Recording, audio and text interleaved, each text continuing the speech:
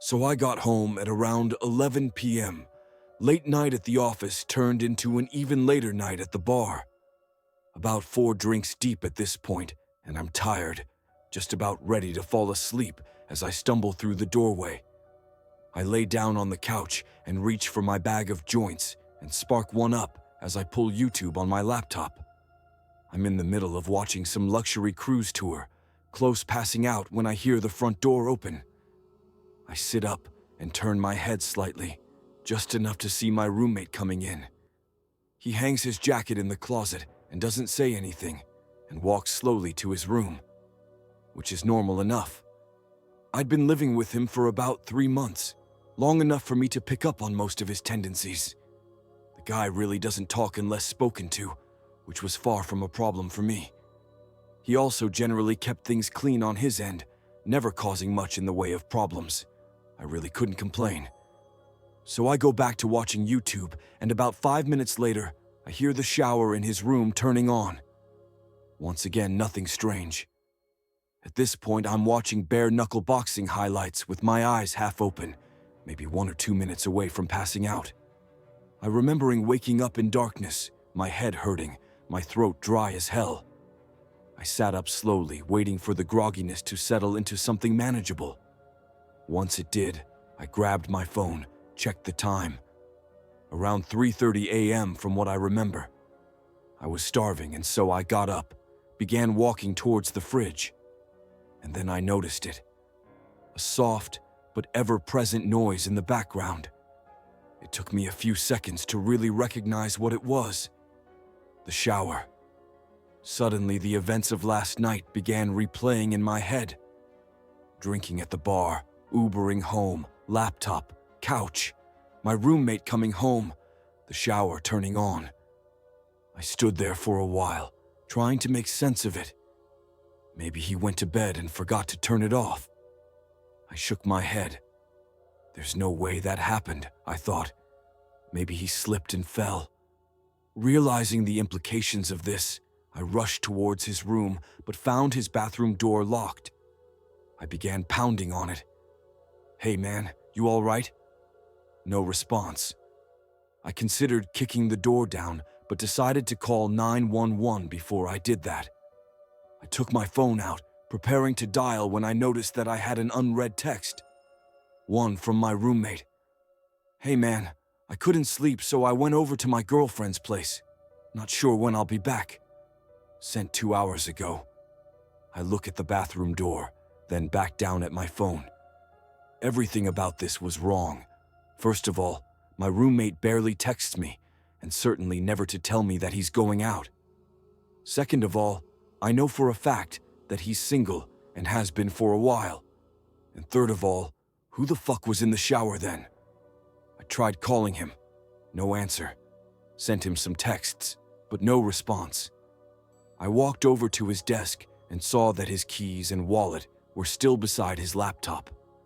My head's starting to spin at this point, and I get out of there, go back into the living room, and turn on the lights. I'm pacing around in a circle, trying to follow the plot while also trying to ignore the shower, a noise that I never could have imagined being so dreadful in any context. Sometime later, I hear something vibrating on the kitchen counter. I move towards it and see that it's a phone, my roommate's phone. The panic begins setting in, and immediately I grab my keys and run out of the apartment. I make my way down the hall and take the stairs down to the lobby, but even that doesn't seem far enough away, and so I make my way over to the McDonald's across the street. I sit there for a while, considering calling the cops, but for some reason feeling too nervous to do so. But even though there's hardly anybody in there, the place begins to feel suffocating, and I decide to leave, walking back out onto the empty streets. Almost immediately, I get this feeling that I'm being watched, and I feel my gaze drifting up and towards the apartment. Soon, I'm looking at my balcony, and I see somebody standing there. A dark figure stood completely straight, stiff to the point where it nearly resembles a mannequin. But it isn't one. If I look closely, I can see it just slightly swaying. I froze in place, my mind hardly able to understand or accept what it was seeing. It's not my roommate. It's too tall. In fact, it's too tall to be anybody I know, its head nearly scraping the bottom of the balcony above. No matter how hard I tried, I couldn't make out any of its details. The darkness and distance may have been enough to explain that away, but there was something about it that drove me towards a different conclusion, that this thing simply possessed no details that could have been observed, that the only element of its composition was that of unadulterated darkness. Of course, my gut instinct was to get the hell away from it, but the voice in my head was telling me that if I were to try and run, this thing would end up following me. I went back into the McDonald's instead, locking myself in the bathroom as I finally dialed 911. I told the operator that somebody had broken into my place, but that I had gotten out of there without them noticing, but that they were still in there. It was the story that most accurately represented the situation without making me come across as batshit. The operator told me that they'd be sending somebody over, for me to hang tight. I left the bathroom, waiting at the table closest to the exit until I could see the red and blue lights cutting through the darkness. I went outside to meet the cops, looking up at the balcony to find it empty, though the door to the living room had been left open. They pelted me with a bunch of questions that I found difficult to answer. Is the intruder armed? Do I have an idea who it might be? What are their intentions? I told them I didn't know, that I couldn't figure it out, but they just kept on asking. Soon I was practically yelling at them to go up there and check it out for themselves, and I suppose the terror in my voice was enough for them to begin taking this seriously. They told me to wait by the entrance, and I watched on as they entered the building. I was out there for a long time, growing increasingly anxious at the thought of what they were going to tell me when they came down. A few minutes later, the silence was broken by a single muffled gunshot. My heart dropped into my stomach, and I continued to wait there, unsure of what to do otherwise. 20 more minutes of silence, and the officers still hadn't come down. Soon I could hear more of them approaching in the distance. Before I knew it, 4 more cop cars had pulled up around me, and the scene had fallen into chaos. Officers shouting over each other and into their radios, more questions being hurled my way, none of which I was able to answer. The next few sequences were mostly a blur, but I remember the building being evacuated, the tenants frightened and confused as they were ushered outside while the officers became more and more frantic. I remembered hearing more scattered gunshots, some screaming, other noises that were difficult to make sense of. There were a few lapses in my memory after that, but I recall being pushed into the back of a police car. After being driven to the station, I was led into one of the interrogation rooms where I found 2 nondescript men in suits waiting for me. They didn't introduce themselves and immediately went into a series of questions, each one more bizarre than the last. What company was your roommate employed by? What was the nature of his job? How many different people have been inside your apartment since your roommate moved in? Have you ever heard voices inside the apartment from the hours of midnight to 3 a.m.? Voices that did not belong to your roommate? Have you ever seen a circle of people standing outside of the apartment from the hours of midnight to 3 a.m.? People that were exceptionally tall. And one of the most unsettling ones. Have you ever seen somebody standing at the foot of your bed upon waking up between the hours of midnight to 3 a.m., only for them to disappear moments later? If so, do you remember what they looked like? Any distinct features? As they continued probing me, my mind began conjuring up some of the strange shit that had happened after my roommate had moved in. Shit that I had written off as figments of my imagination, simply because I had no other explanation for them. I did hear the voices, always coming from the room next to mine where my roommate slept. I was always so tired when I heard them, but I do remember it either sounding like a young woman or a man with an extremely deep voice. I could never make out any words. It always sounded like gibberish. And then there was that one time where I went to the bathroom in the middle of the night. Still half asleep, I didn't bother turning the lights on as I entered. but as my eyes began adjusting to the dark, I could have sworn that somebody was already sitting on the toilet. Somebody extremely tall. Of course, when I turned on the lights, nothing was there. It was easy to chalk it up as a product of late-night drowsiness at the time, and I had never really thought about it since. After doing my best to give them useful information, the suits spent a good few minutes taking notes on their phones. Once they were done, they sat up quickly, told me that they'd be in touch before leaving the room.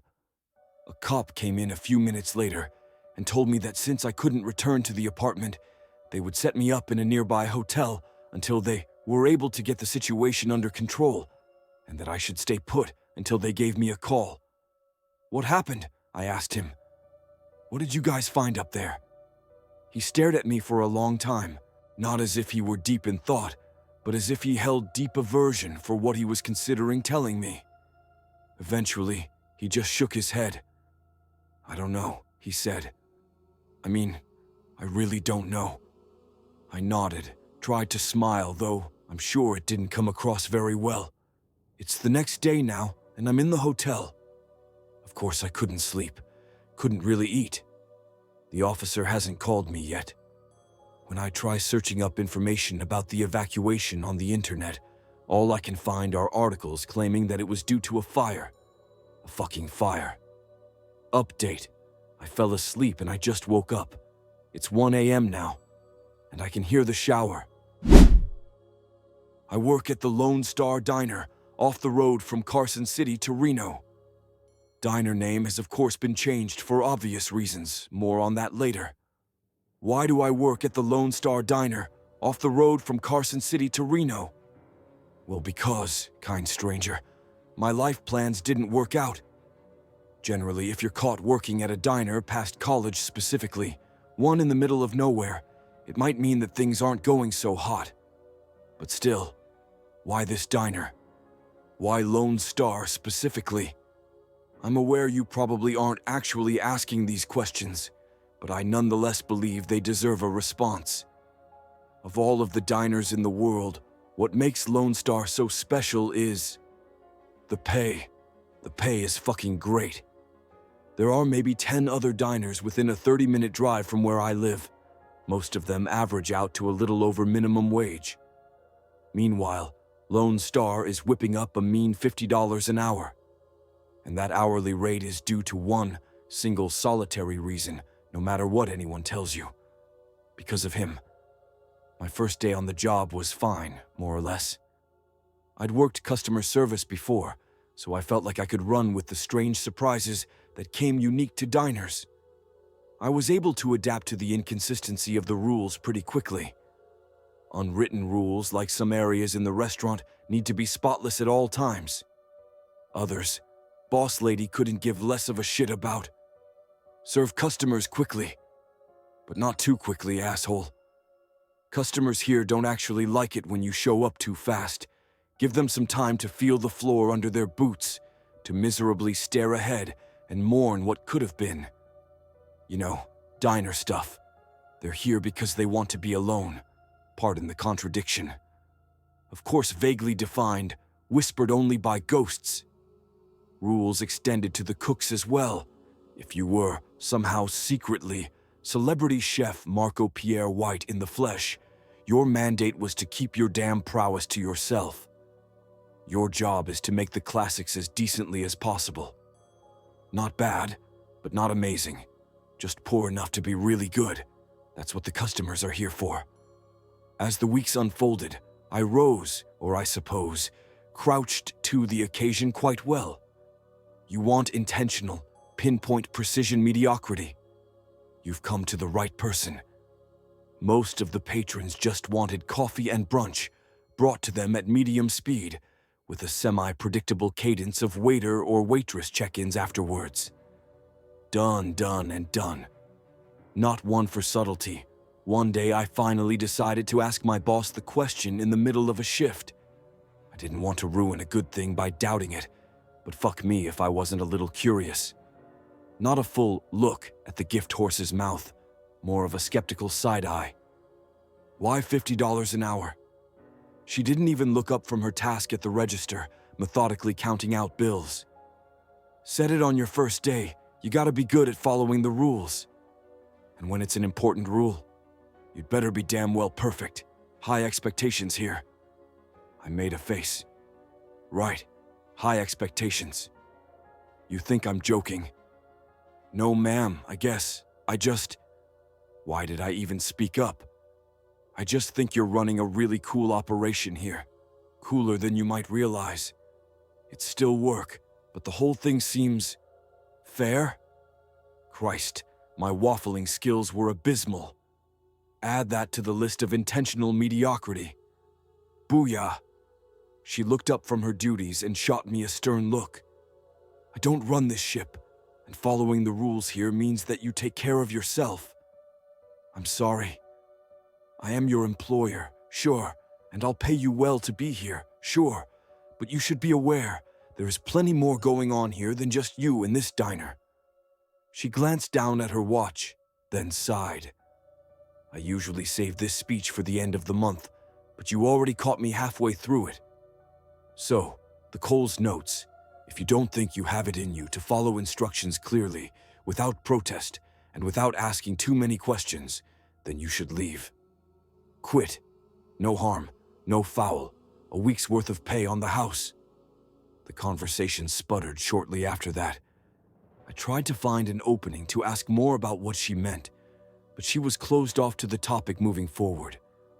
And you know what? That was fine. If she wanted me to put my head down and just do the work, I could do that. And work I did. And things were good. Mundane small talk with the customers was fun. My co-workers were friendly, and I was getting paid well. I'd found a place to park the failures of my life, a place to build from. It must have been a Saturday, I think, when I first noticed him. An occupied seat in the far corner of the diner. No idea how long he'd been sitting there and waiting, though he certainly looked patient. I had the strange inkling that he'd been left hanging for quite some time, though I couldn't actually remember seeing him enter.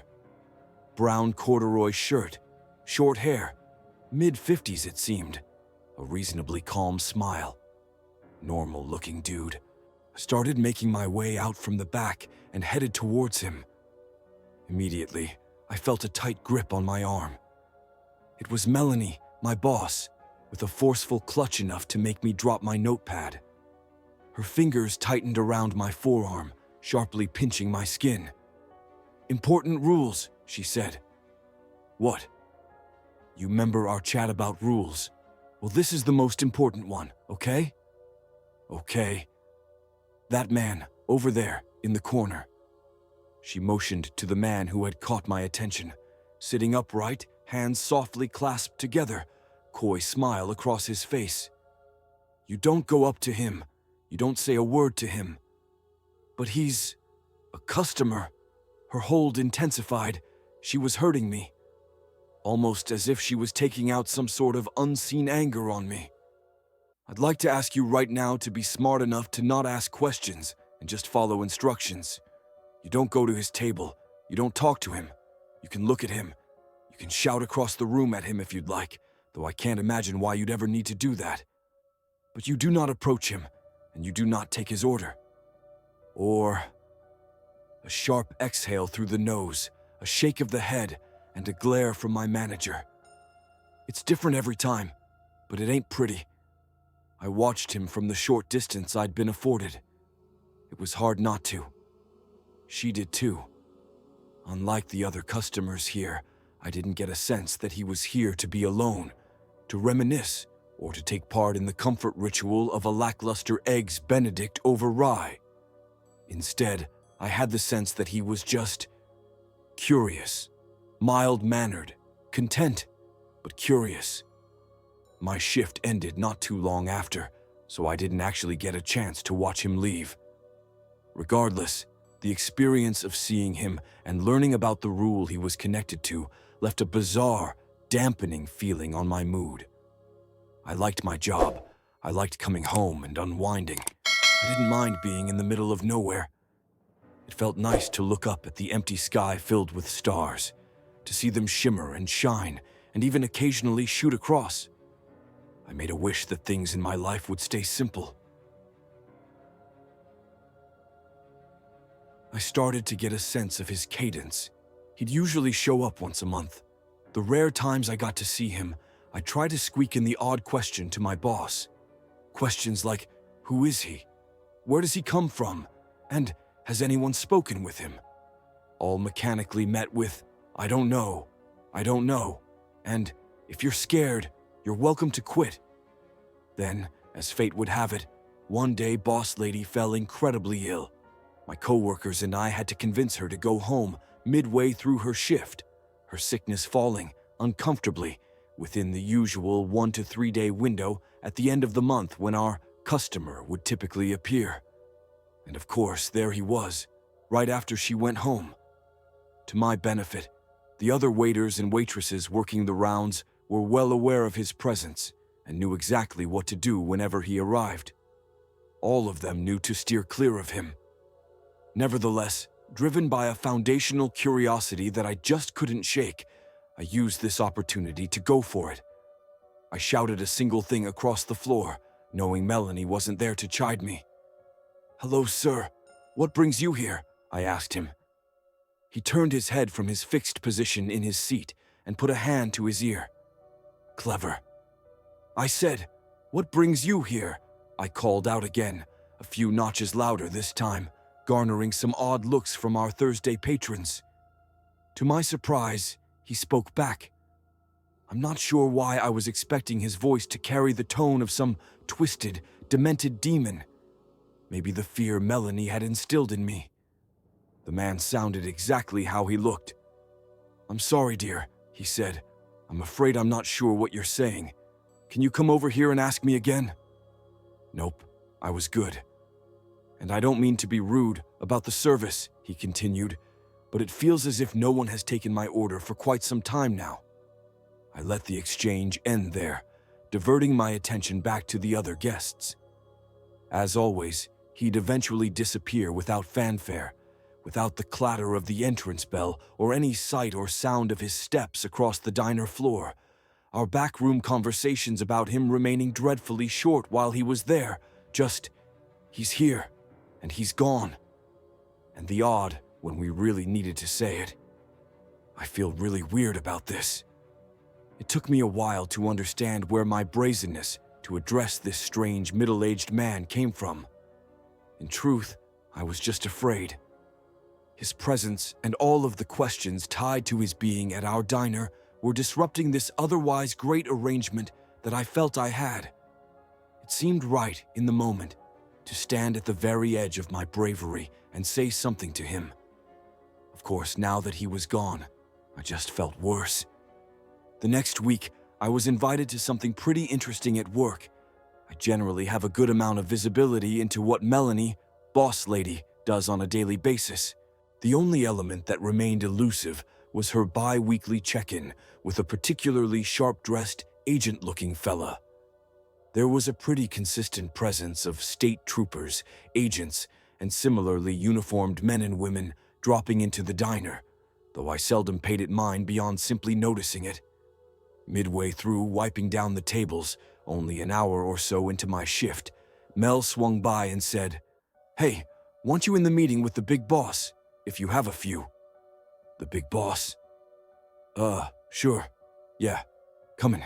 Just, if you don't mind me asking, who is..." She let her eyes speak her unwritten rules to me. Questions equals generally bad. Thank you for the reminder, ma'am. We maneuvered to a back room and sat at a table. Across from us, already seated, was a man in a sharply tailored suit with a subtle earpiece in the aforementioned agent. The table was littered with a small, messy stack of notes, papers, and documents. He made it a point to size me up, staring me down uninterrupted, like a deer to headlights, no concern at all about how awkward he was making it for me. Then he turned to Melanie. "How long she been here?" he asked her in his gruff Western drawl. 6 months, she said. "You trust her?" "I trust her, yes." He let his eyebrows say, "If you say so," then went on with it. "All right, so apparently you had a visit from the wandering man last week. You, he said, motioning to Melanie. We're out. But you, attention now shifted to me, weren't. Give me the lowdown. The wandering man? The agent caught the confusion in my eyes. Jesus, you've told this girl nothing, haven't you? He said to Melanie. Sir, I know it sounds weird, she said, but I personally feel as if the man is almost, I don't know, drawn to curiosity. Like maybe the less I say to those not already in the know, the bet. Wandering man, the agent cut her off, is our nickname for the fella that sits in the corner of your fine little establishment. Or should I say, the state's fine little establishment? I'm sorry, I asked. That's correct. The state's. Congratulations, ma'am. You're part of a government operation. The wandering man, not just a cutesy little nickname, but our legal definition of this tricky little problem, is a phenomenon we discovered many years ago. At the time, he'd just walked the desert landscape, chatting up unsuspecting strangers with bizarre questions. Everything fine, all hunky-dory. A little weird, sure, but nothing illegal. However, sometimes things would happen because of him. Bizarre things, grisly things. I could see Melanie groaning, concerned at the picture being painted. Would this pique my curiosity? Have you guys, taken him in for... I almost wanted to cut off my own stupid question, but he ran with it. Nope, not because we don't want to, but rather because it might not be safe. The cozy mental image I'd held of this diner was starting to fracture. We have reason to believe that he's a visitor, he said. I didn't attend another debrief after that. Not because I was barred, mind you. Rather, I just didn't want to know anymore. My gut no longer held curiosity. There was just a low, aching dread there now. The agents and troopers, spaced out and seated amongst the eatery, were now just a glaring reminder of what my dingy diner job really was. The government cavalry would mostly show up around the end-of-the-month window the wandering man was set to arrive in. When he'd appear, they wouldn't do much more than examine him from their distant tables, subtly scribbling notes into notebooks. He'd always act the same. He would just sit there. He wouldn't give them, or us, the diner employees, much to go on. Speaking of employees, I remembered something Melanie told me after my first month of working here, that the worker turnover at this diner was incredibly high. Knowing at the time what everyone got paid, it made absolutely no sense to me. Now 7 months into the gig, alongside a completely new set of cooks, waiters, and waitresses from when I'd first started, I'd seen firsthand just how true her statement was. None of the leavers claimed as much, but I'm sure the underlying premise of who the diner was really for became subconsciously clear to them during their time here. And it probably didn't sit all too well with them. I stayed, but not because of the pay. I'm actually not sure why I did. We had a new cast of rookie employees now, the ones who understood the vague terms of the situation, just as Melanie, I, and all former employees did, stuck around. Those who couldn't reconcile the situation with their inherent curiosity naturally filtered out. And then there was Malcolm. It was only his first week. He was a keener, mega keener. He'd bulldozed through a giant list of tasks and was already asking for the next batch of work to chew through. Anything he could get ahead of, anything he could step in for, anything he could learn, he was on it. He wanted to be as helpful as humanly possible. I think the salary of the role, for a guy his young age, was just too alluring for him. For our part, Melanie and I tried our best to get him to pace himself. We were both giving the spiel now. By this point, we'd more or less perfected it. There are things about this diner that are strange. Rules you will have to follow and not think about. Rules that are concrete, immutable, and non-negotiable, like gravity. He nodded. At that moment, I really believed he was internalizing my words. And if that doesn't work for you, And if you don't think you can take care of yourself, then you shouldn't work here, I continued. There was always a visceral feeling in my stomach whenever I saw the wandering man in the corner during the same week that we were onboarding new staff. I'm sure Melanie felt it too. On those days, Mel and I would both work the till, and if we saw anyone coming out from the back, we'd stop them. With a simple grab of the arm, Malcolm stepped out, and I did just that, a rough grasp of his forearm, just like Melanie had done to me when I'd first started. He recoiled in surprise. "Remember that little chat about rules we just had?" I said. He nodded meekly, as if he was already in trouble. I pointed to the man seated at the far table in the brown corduroy shirt, staring straight ahead, with, what I believed at the time, no real reason to be here, and I said, "You will not, under any conditions, serve that man. Don't go up to him, don't talk to him, pretend he doesn't exist." Malcolm lifted the garbage bag he was holding in his left hand. In my nervousness, I hadn't actually clocked what he was stepping out for. "Just doing garbage duty, ma'am," he said, but understood. And then he left out the front door with his usual swagger. The dumpster wasn't as close as we would have liked, so I appreciated his willingness to take on this duty so soon into his employment. I turned back to observe the wandering man. We had a crowd of agents in attendance that day, scattered about the restaurant. The man wasn't one to speak up often. Today was an interesting exception. "Officers," he said, "if you have any questions, feel free to join me at the table to ask them." The agents around the room reacted mainly with snickers. "Seriously, if you come sit with me, I'll be happy to spill it all." Truly. Even more laughs. But no one bit. And yet he continued, pointedly. "I know you're curious. I know you take notes. I know you talk about me. I know you built this establishment for me. I know you—" As I reconciled the fact that this was the most words I'd ever heard him string together in succession, I heard the chime of the bell. A door had opened. Malcolm was dusting his hands as he entered through the diner's side door. A door which was situated right beside the table the wandering man was seated at. It all happened so fast, and yet it played out in front of me excruciatingly slowly, as if there was a moment, a single solitary second, where I could have stepped in. The wandering man dropped any pretext of an exchange with the agents, stopping his sentence midway and adopting a completely new demeanor. He played the role of a low, miserable, tired man and said, 30 visits, terrible service every time, in a pathetic tone just as Malcolm walked by.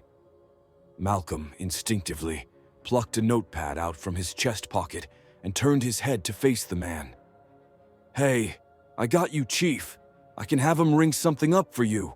What are you?" And then Malcolm froze in place, and the wandering man's expression turned Cheshire cat wide. His neck alternated between tensing and fluttering, with what seemed to be undeniable excitement. The man started getting up from the table, and then, immediately, both of them were gone.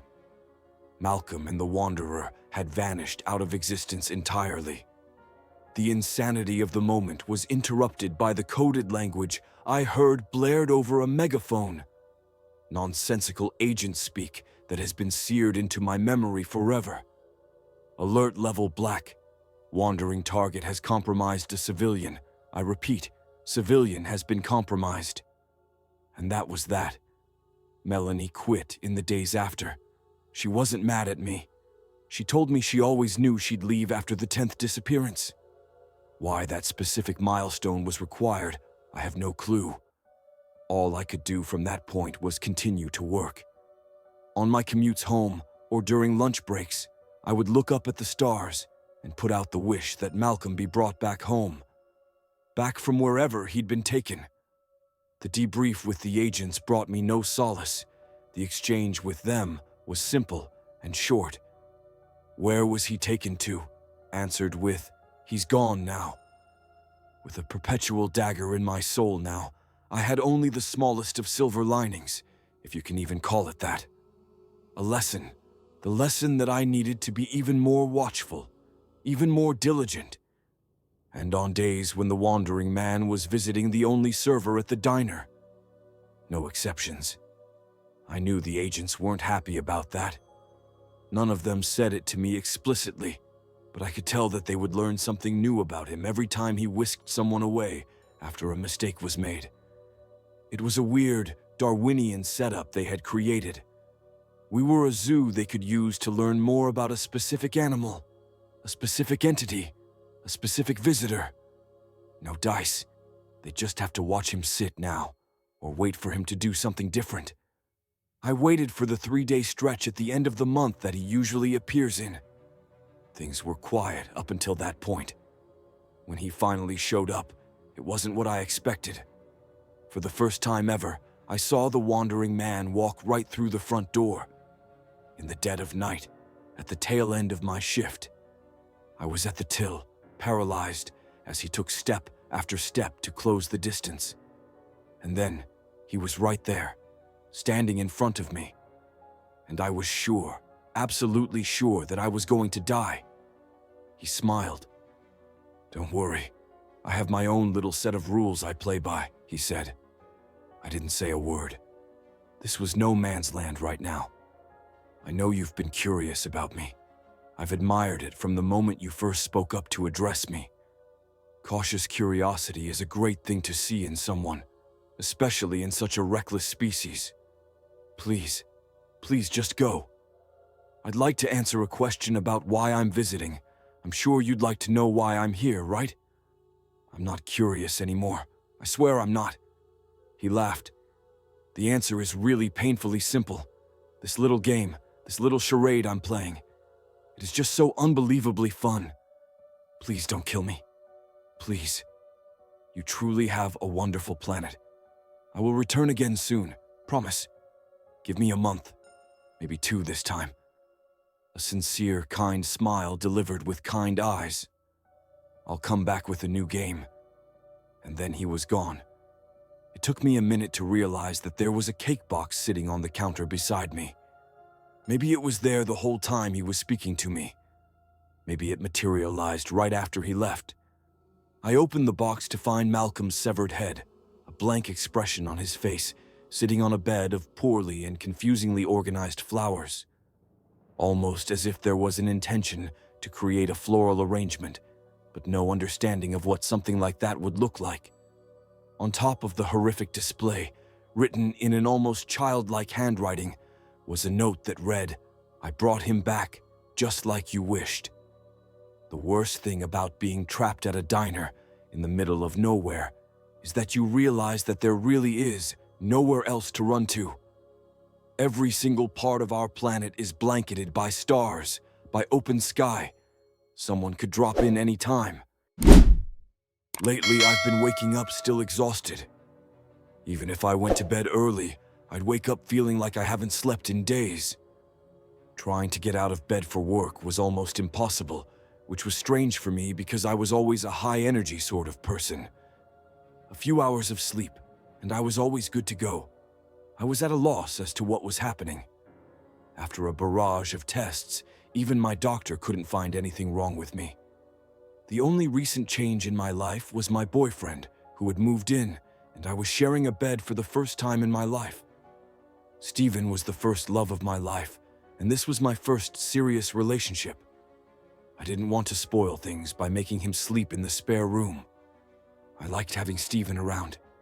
He made a real fuss over me, and he would bring me chamomile tea every night before bed. The pain in my hip was sharp and pulsated up the right side of my body. I jumped from my bed and nearly collapsed to the floor as I struggled to get to the bathroom. "Stephen, can you get in here?" I cried. A big dark bruise covered my hip, as if I was assaulted in my sleep with a metal bar. "What's wrong?" Stephen said as he came rushing into the bathroom. "Did I fall out of bed or something?" Stephen had a weird expression on his face. I could swear he looked guilty about something. "Probably, I don't know." His response was dismissive, which sent my brain spiraling with all sorts of thoughts. "This is not normal, Stephen. I think there's something wrong with me."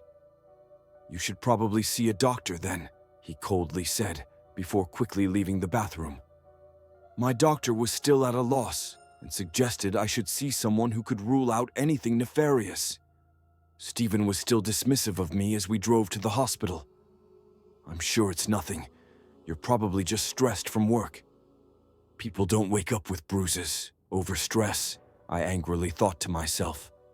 The doctor at the hospital took my blood and did all sorts of tests on me, including a stress test. I should have been happy when the tests came back clear, but it only made me feel like I was losing my mind. Something was definitely wrong with me. "I would prescribe you sedatives, but your blood work shows you are already on nitrazepam," explained the doctor. I was dumbstruck and wasn't sure what the doctor was talking about. I have never taken so much as a painkiller in my life. The doctor's face looked how I felt. He took out his charts and looked over them again. "No, you definitely tested positive for nitrazepam, which is a powerful sedative." Later that evening, as I sat in bed, a million different thoughts ran through my head. How was that even possible? I thought to myself. As I sat there, Stephen walked in with my chamomile tea, and just as I was about to put it to my lips, I was struck by the most unnerving thought. The realization that my boyfriend was drugging me hit me like a ton of bricks and filled me with a dread I had never felt before. I emptied the contents of the cup down the sink in the bathroom before jumping back into bed. "Was it hot enough for you?" asked Stephen as he jumped into bed beside me. "Perfect as always." I felt as if I was lying beside a complete stranger. Had I ever really known him? I thought to myself, as I lay there terrified he was doing unimaginable things to me while I slept. I must have drifted off at some stage, because when I woke up, the room was a mess, and Stephen was nowhere to be seen. My body ached all over, and it felt like I was in a fight. What the hell was he doing to me in my sleep? I thought. I had made the decision to go to the police, but I needed evidence, or it was just my word against his. I had purchased a hidden camera and set it up in the bedroom, pointing it towards the bed. I woke up exhausted as usual, which unfortunately meant you had done something to me while I slept, but I had it on camera. I opened my laptop to check the footage. For the first couple of hours of sleep, nothing happened. For a moment I had hoped I was imagining everything until I watched myself jolt from the bed. At first I couldn't believe what I was doing. It felt like I was watching a horror movie as I watched myself crawl up the bedroom wall like some possessed demon. I continued to crawl up the wall onto the ceiling, looking down over Stephen like I was ready to pounce on him. Stephen woke and it was strange watching him, because it was like he was prepared for what was happening and didn't seem fazed by it. He took a stick out from under the bed as I pounced from the ceiling above, and he spent the next hour fighting me off. I watched as he subdued me on the bed before pulling out handcuffs and cuffing me to the bed. I looked at the marks on my wrists, which made sense now. As soon as Stephen came home from work, I ran and threw my arms around him. "Why didn't you tell me what you were going through every night?" Stephen shrugged his shoulders. "I thought you knew, and usually the drugs I was giving you made things a little easier. Why are you even still with me?" "My last girlfriend was a jealous psychopath. You're a walk in the park compared to her,"